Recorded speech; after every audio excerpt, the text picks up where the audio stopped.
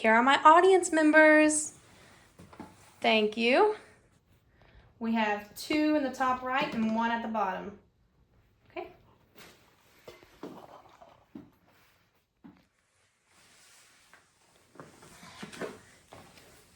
Real quick disclaimer, I have been allowed by Dr. Slack to host some of my audience members online.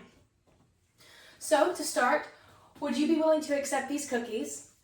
If you use the internet, there is a high chance that you are very familiar with browser cookies.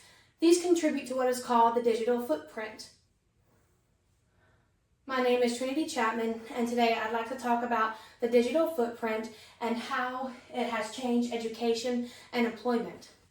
Whether you are applying to a university or searching for a job, recruitment teams could potentially review your online presence before making any important decisions. I wanted to conduct more research on this because I'm in a college computer class, and it has inspired me to do more research on the digital footprint and the technologies of it. Understanding the digital footprint is very important because nearly everyone uses the internet now, and the content posted could affect career opportunities and educational opportunities. First, I will define what the digital footprint is, how universities and human resources use it before hiring, and then lastly, I will discuss how they use it after hiring. So, what is the digital footprint? The digital footprint is a trail of data collected through online activity, and there are 2 types of digital footprints. First, there is an active digital footprint. This data is intentionally collected. This is collected through social media posts and comments that you make online.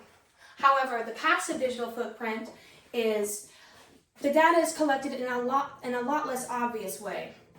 This is collected through web browser cookies, as I've mentioned before, and through GPS to help tailor ads for businesses and to help improve your overall online experience.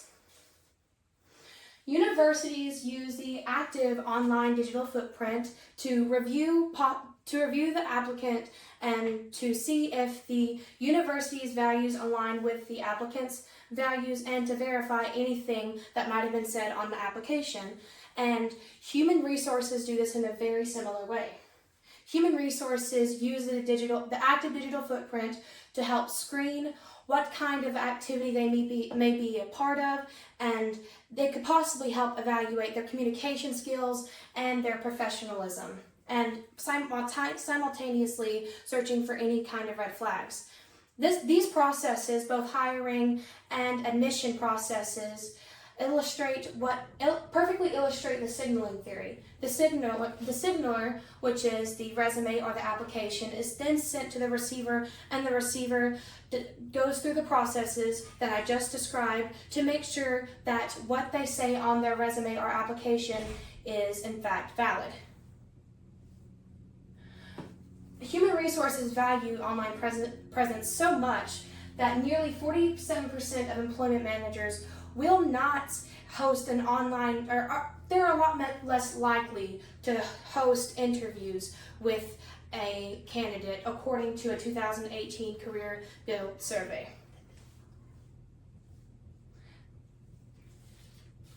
How can they use the digital footprint once you've been hired? Well, they use company and school-owned devices to collect data, and this could potentially protect companies from liability risk or offensive behaviors from their employers, and this same goes for universities and students. To conclude, we now know what a digital footprint is, how universities use it along with human resources, and how they use it once they've hired you.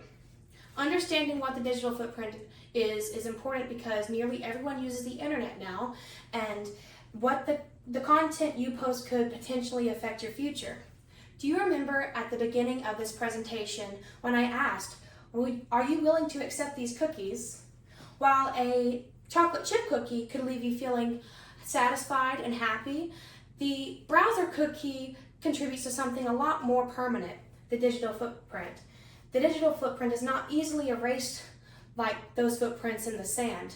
The content that is posted today could affect not only tomorrow's opportunities, but your entire future.